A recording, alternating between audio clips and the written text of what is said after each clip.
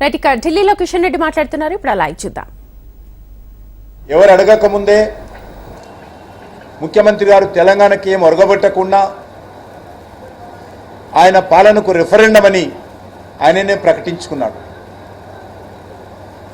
మరి కేవలం రిఫరెండం అని ప్రకటించుకొని 1% మాత్రమే ఓటింగ్ పర్సెంటేజ్ ఆయన పెంచుకున్నాడు.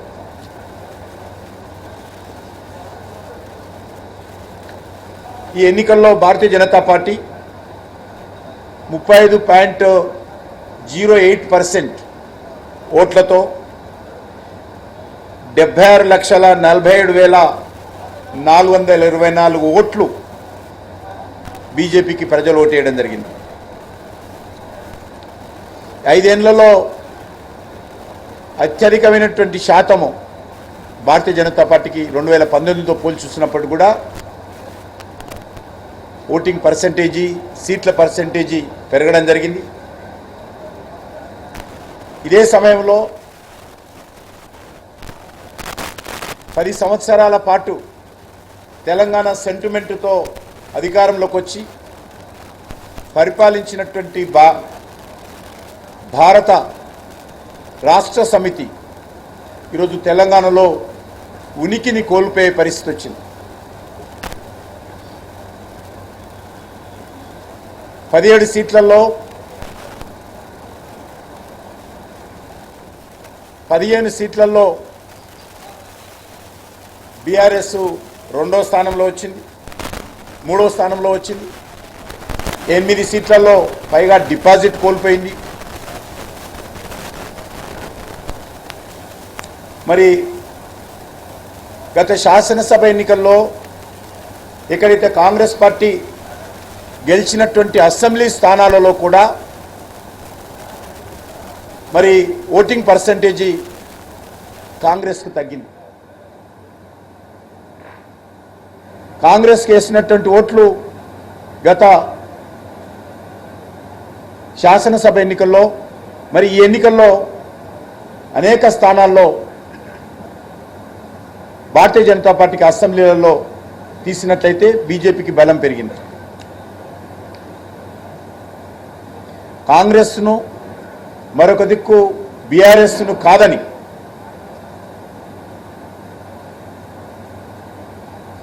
భారతీయ జనతా పార్టీ పట్ల విశ్వాసం చూపడము, భారతీయ జనతా పార్టీని ఆదరించడము, భారతీయ జనతా పార్టీకి అండగా నిలబడము ఈరోజు తెలంగాణలో ప్రారంభమైందని చెప్పి మాట్లాడుతా ఉన్నాం.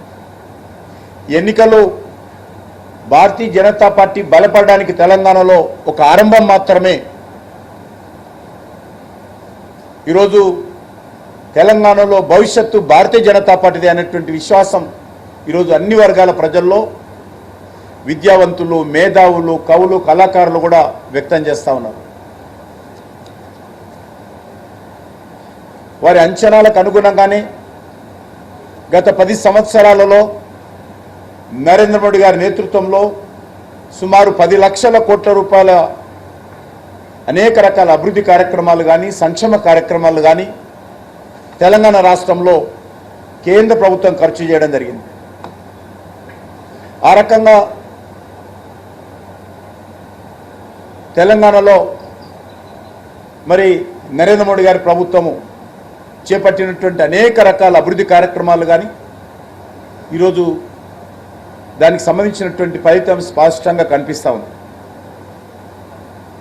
మేము 8 సీట్లలో గెలిచాము, మరొక 6-7 సీట్లలో సెకండ్ ప్లేస్లో వచ్చాము. ముఖ్యంగా ముఖ్యమంత్రి గారి జిల్లా, ముఖ్యమంత్రి గారి అసెంబ్లీ కొడంగల్ ఉన్నటువంటి పార్లమెంట్ కాన్స్టిట్యున్సీని కూడా ఈరోజు భారతీయ జనతా పార్టీ గెలుచుకోవడం జరిగింది. ముఖ్యమంత్రి గారు ఆ జిల్లాలో అనేక రకాల బెదిరింపులు, మా అభ్యర్థి డీకే అరుణ గారి పైన వ్యక్తిగతమైనటువంటి మరి అన్పార్లమెంటరీ లాంగ్వేజ్తో ఆమెను విమర్శించడము, అనేక రకాల కోట్లాది రూపాయలు ఖర్చు పెట్టడము, అధికార దుర్వినియోగానికి పాల్పడము, భారతీయ జనతా పార్టీ కార్యకర్తలను బెదిరించడము ఇవన్నీ చేసినప్పటికీ కూడా మరి ఆయన సొంత జిల్లా ఆయన సొంత అసెంబ్లీ ఉన్నటువంటి పార్లమెంట్ కాన్స్టిట్యున్సీలో కాంగ్రెస్ పార్టీని ఓడించి ప్రజలు భారతీయ జనతా పార్టీకి పట్టం కట్టడం జరిగింది. అదేవిధంగా ముఖ్యమంత్రి గారి సొంత పార్లమెంట్ కాన్స్టిట్యున్సీ ఏదైతే గతంలో మల్కాజ్గిరి నుంచి గెలిచారో ఆ మల్కాజ్గిరిలో కూడా ఈరోజు భారతీయ జనతా పార్టీ సుమారు 4 లక్షల ఓట్ల మెజార్టీతో బీజేపీ జెండా పాతడం జరిగింది.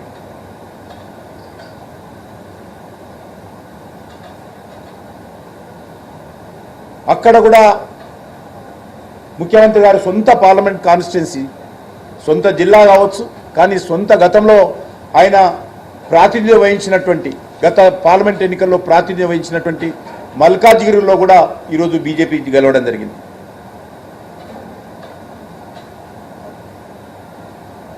మీకు అందరికీ తెలుసు, మాజీ ముఖ్యమంత్రి గారు ప్రాతినిధ్యం వహిస్తున్నటువంటి గజ్వేల్ కానీ, మాజీ ముఖ్యమంత్రి గారి రాజకీయ ఆరంగేట్రానికి కీలక పాత్ర పోషించినటువంటి సిద్దిపేట కానీ, బీఆర్ఎస్ కంచుకోటగా ఉన్నటువంటి మెదక్ పార్లమెంట్లో కూడా ఈరోజు 100 కోట్ల రూపాయలు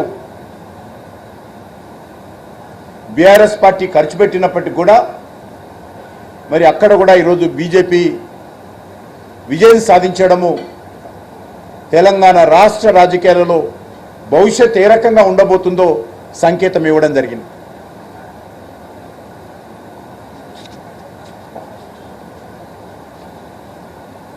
మీకు అందరికీ తెలుసు, గత శాసనసభ ఎన్నికల్లో కూడా కామారెడ్డిలో సిట్టింగ్ సీఎంను, అవుట్ గోయింగ్ సీఎంను, లేకపోతే సిట్టింగ్ సీఎంను, ఇన్కమింగ్ సీఎంను కూడా ఓడించిన విషయాన్ని కూడా ఈ సందర్భంగా నేను మనవి చేస్తా ఉన్నాను.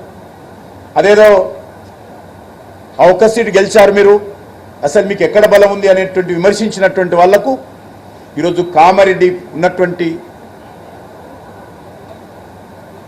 ఉమ్మడి జిల్లా మెదక్ జిల్లాలో కూడా, నిజామాబాద్ జిల్లాలో కూడా భారతీయ జనతా పార్టీ విజయం సాధించడం జరిగింది. నిజామాబాద్లో మీ అభ్యర్థికి ఏముంది, మరి పసుపు బోర్డు తేలేదని అనేక రకాల తప్పు ప్రచారం ఇచ్చినప్పటికీ మరి ఈరోజు నిజామాబాద్ జిల్లాలో కూడా భారతీయ జనతా పార్టీ అభ్యర్థి అరవింద్ గారు రెండోసారి మంచి మెజార్టీతో విజయకేతనం ఎగరవేశారు. మీకు అందరికీ తెలుసు, కాంగ్రెస్ పార్టీ ఎన్నికల్లో పూర్తిగా తొండి ఆట ఆడింది. కాంగ్రెస్ పార్టీ పూర్తిగా అబద్ధపు ప్రచారం చేసింది, విష ప్రచారం చేసింది, తప్పుడు ప్రకటనలు చేసింది. బీజేపీ గెలిస్తే రాజ్యాంగాన్ని మారుస్తారని, బీజేపీ గెలిస్తే బడుగు బలైన వర్గాల రిజర్వేషన్స్ తీసేస్తారని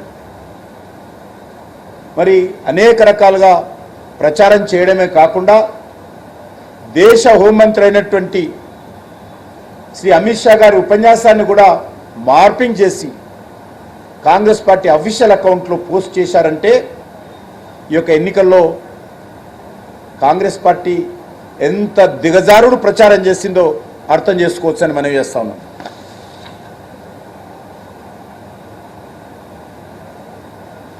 ఈ యొక్క ఎన్నికలు మాకు రానున్న రోజుల్లో భారతీయ జనతా పార్టీ మరింతగా కష్టపడి పనిచేయాలని తెలంగాణ ప్రజలు మాకు ఆదేశించినట్టు కనిపిస్తాం. కాబట్టి తప్పకుండా తెలంగాణ ప్రజలకు ఆకాంక్షలకు అనుగుణంగా భారతీయ జనతా పార్టీ తెలంగాణ రాష్ట్రంలో ఒక ప్రత్యామ్నాయ శక్తిగా ఎదగడం కోసము పూర్తి స్థాయిలో మేము పనిచేస్తామని ఈ సందర్భంగా మనవి చేస్తున్నాం. మొన్న జరిగినటువంటి పార్లమెంట్ ఎన్నికల్లో సుమారు 47 అసెంబ్లీ సెగ్మెంట్లలో 47 అసెంబ్లీ శాసనసభ నియోజకవర్గ పరిధిలో భారతీయ జనతా పార్టీ మరి ఆధిక్యాన్ని నిలబెట్టుకున్నాము. అత్యధికమైనటువంటి ఓట్లు 47 అసెంబ్లీ స్థానంలో బీజేపీ గెలిచింది. మల్కాజ్గిరిలో 7 అసెంబ్లీలు ఉంటే 7 అసెంబ్లీలలో బీజేపీ లీడ్ తీసుకున్నాం. ఒక్క శాసనసభ కూడా బీజేపీకి లేదు అక్కడ. అయినప్పటికీ 7 ఈరోజు బీజేపీ గెలవడం జరిగింది. చేవెళ్లలో 7 స్థానాలలో ఒక వికారాబాద్ తప్ప 5,000, అది కూడా వికారాబాద్లో ఒక 5,000 మైనస్ ఉన్నాం. మిగతా 6 అసెంబ్లీలలో కూడా బీజేపీ విజయం సాధించడం జరిగింది.